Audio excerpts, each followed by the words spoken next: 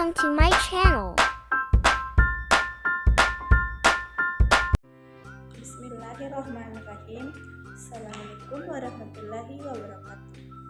Perkenalkan, nama saya Alinda dari Sekolah Tinggi Ilmu Ekonomi Makassar Maju, Prodi Akuntansi.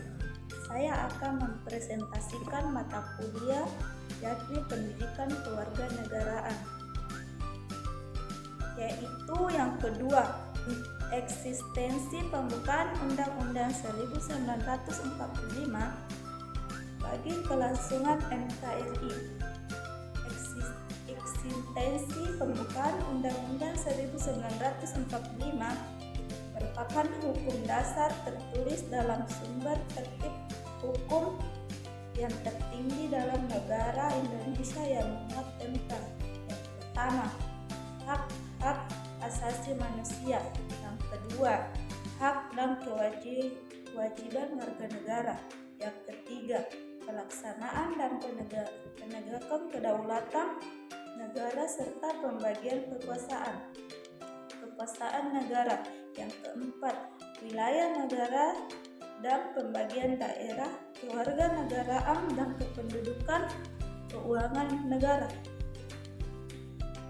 Sebagai peraturan dan perundang-undangan negara yang tertinggi, Undang-Undang 1945 menjadi acuan dan parameter dalam pembuatan dan peraturan-peraturan yang ada di bawah ini. Oleh sebab itu, peraturan perundang-undangan yang ada tidak boleh bertentangan dengan Undang-Undang 1945.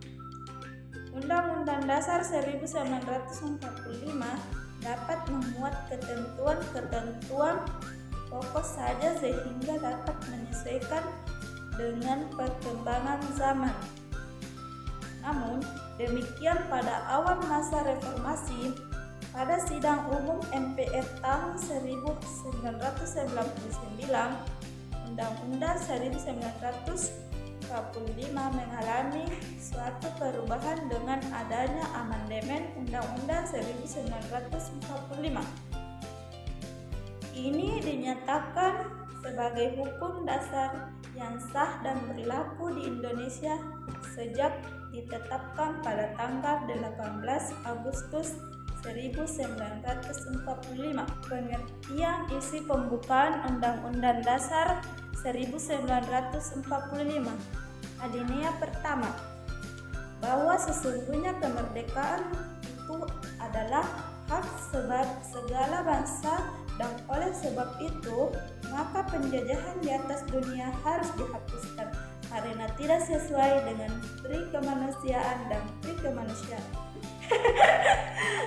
dan pri keadilan. Dalam alinea 1 ini terkandung hak kodrat setiap bangsa kemerdekaan dan wajib kodrat untuk penjunjungan kemerdekaan, dan karena itu penjajahan harus dihapuskan. Alinea kedua merupakan konsekuensi logis dari pernyataan akan kemerdekaan pada alinea pertama, bahwa perjuangan pergerakan telah mengantarkan bangsa Indonesia ke depan pintu gerbang kemerdekaan negara Indonesia yang bersatu, berdaulat, dan adil dan makmur. Alinea ketiga menegaskan bahwa proklamasi kemerdekaan menjadi pemulaan hidup berbangsa dan bernegara atas berkat rahmat Allah yang Maha Kuasa, dan dengan didorongnya oleh keinginan luhur supaya berkehidupan kebangsaan yang bebas, maka rakyat Indonesia menyatakan dengan ini kemerdekaannya. Alinea kelima alinea keempat, untuk melaksanakan penyelenggaraan negara diperlukan dasar negara sebagai ketentuan, pedoman, dan pegangan yang tetap, bahwa realisasi hidup bersama dalam suatu negara Indonesia berdasarkan pada Pancasila. nilai-nilai hukum yang terkandung dalam pembukaan Undang-Undang 1945, nilai yang terkandung dalam Undang-Undang NKRI tahun 1945 antara lain nilai religius, nilai kemanusiaan, nilai produktivitas, nilai keseimbangan, nilai demokrasi, nilai kesamaan derajat, dan nilai ketaatan hukum.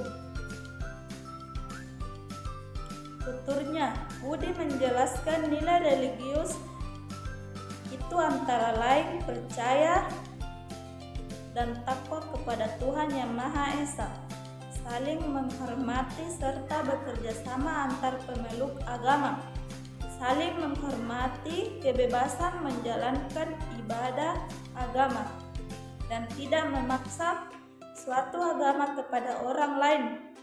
Menurut dia, nilai kemanusiaan antara lain mengakui persamaan derajat, hak dan kewajiban antara sesama manusia, mengembangkan sikap tenggang rasa, tidak semena-mena terhadap orang lain, dan menjunjung tinggi nilai kemanusiaan.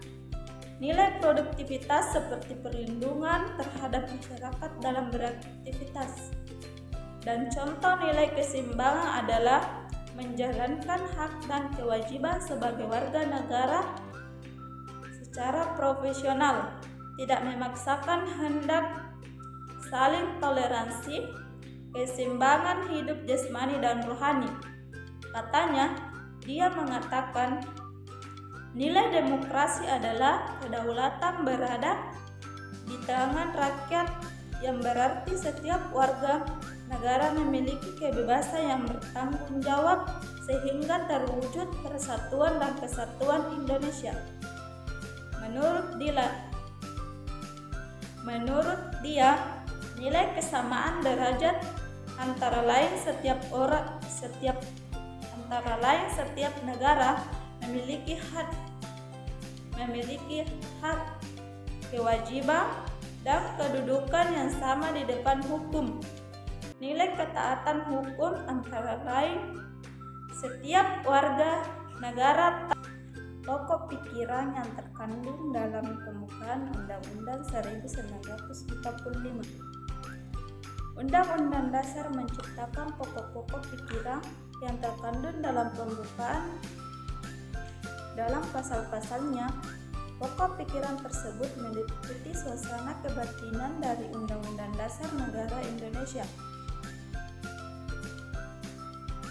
Pokok-pokok pikiran dalam pembukaan itu ialah ketuhanan yang Maha Esa, kemanusiaan yang adil dan beradab, persatuan Indonesia, dan kerakyatan yang dipimpin oleh hikmah kebijaksanaan dalam permusyawaratan perwakilan, serta dengan mewujudkan satu keadilan sosial bagi seluruh rakyat Indonesia. Hubungan antara pembukaan Undang-Undang 1945 dengan pasal-pasal.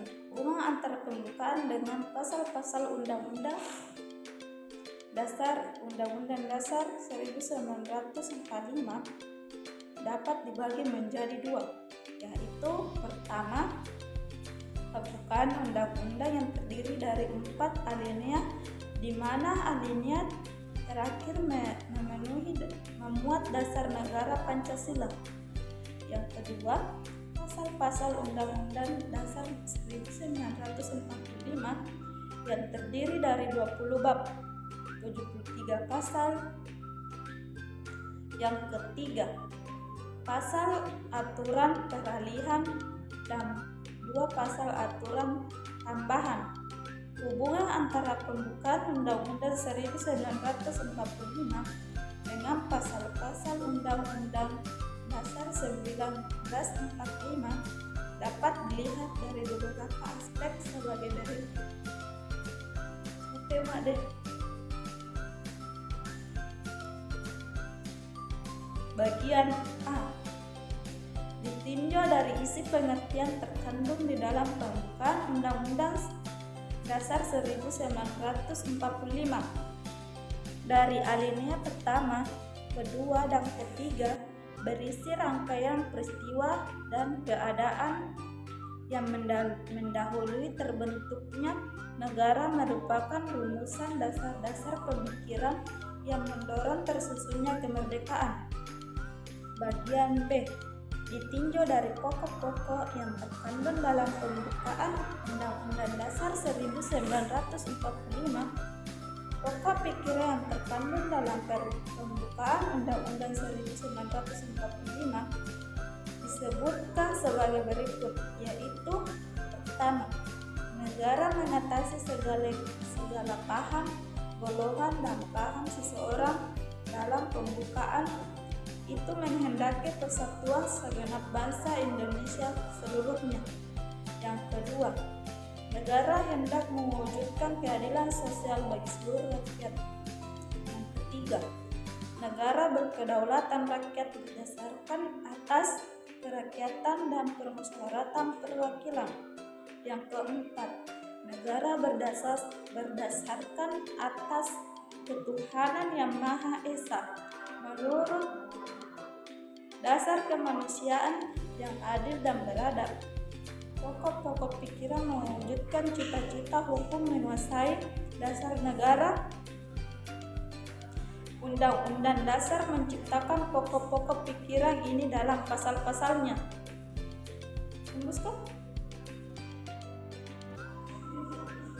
Bagian C, ditinjau dari hakikat dan kedudukan pembukaan Undang-Undang Dasar 1945. Pembukaan mempunyai kedudukan sebagai pokok kaidah fundamental negara Republik Indonesia. Dengan demikian, pembukaan memiliki kedudukan yang lebih tinggi daripada pasal-pasal Undang-Undang Dasar 1945. Hubungan antara pembukaan Undang-Undang Dasar 1945 dengan Pancasila. Hubungan antara Pancasila dengan pembukaan Undang-Undang Dasar 1945 yaitu mempunyai fungsi dan kedudukan yang sangat penting dalam kehidupan bernegara, merupakan unsur penentuan berlakunya tertib hukum Indonesia. Dengan demikian, Pancasila merupakan inti dari pembukaan Undang-Undang Dasar 1945. Hubungan antara pembukaan Undang-Undang Dasar 1945 dengan proklamasi. Proklamasi kemerdekaan sendiri mengandung dua hal, yaitu pernyataan kemerdekaan bangsa Indonesia yang termasuk dalam kalimat pertama, yaitu kami bangsa Indonesia dengan ini menyatakan kemerdekaan Indonesia.